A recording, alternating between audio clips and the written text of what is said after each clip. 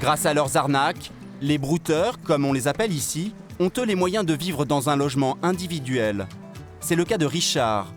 Il officie depuis l'âge de 11 ans. Il nous emmène chez lui pour nous montrer sa réussite.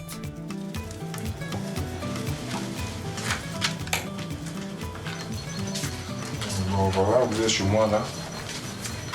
Ici, c'est grâce au boutage que j'ai pu me l'offrir. Grâce à l'argent escroqué, il loue seul cet appartement et s'est offert tout le confort moderne. Télévision par satellite, meubles, frigo, chambre confortable, 2 téléphones portables. Des biens que possèdent peu de jeunes gens de son âge. Il a même acheté un ordinateur pour pratiquer ses vols à domicile. Ça représente combien d'argent? Tout ça peut faire 3 millions, 4 millions, ça. Tout. L'ameublement. Je me suis offert un terrain à 3 millions. Étant assis pendant 12 heures, 3 heures, 12 heures, 16 heures par là, sur un climatiseur en plus, chez toi à la maison, tu peux te faire 1 million, 2 millions. Bon, ça vaut la peine, hein, tu vois. Sachant que tu vas partir faire 3 jours, 4 jours, par exemple, pour marcher, pour gagner seulement que 5 000 francs.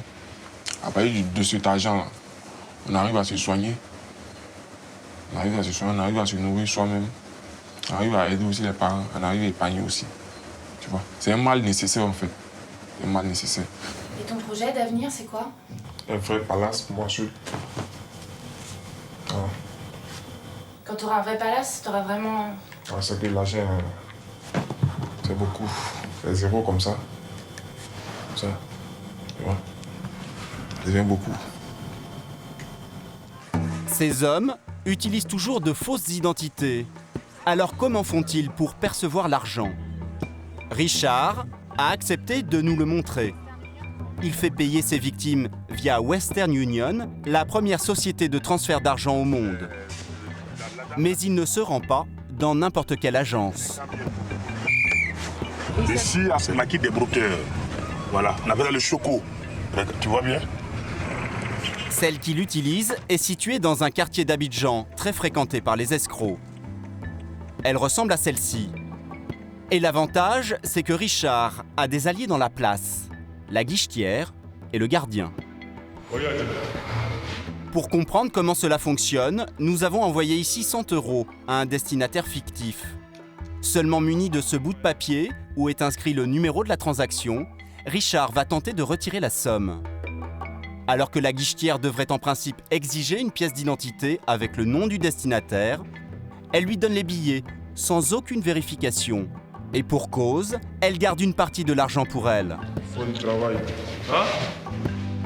Richard sait aussi s'attirer la bienveillance du gardien, à qui il glisse quelques billets directement dans sa poche.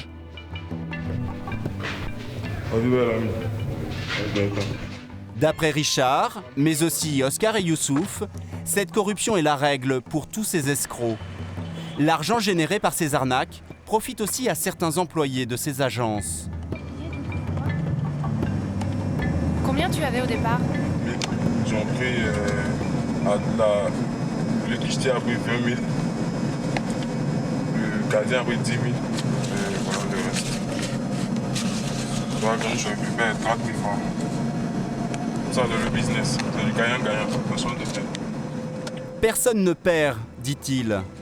Sauf ceux qui envoient de l'argent depuis la France. Chaque année, les victimes se comptent par milliers. Et elles ont bien du mal à se faire entendre par la justice française.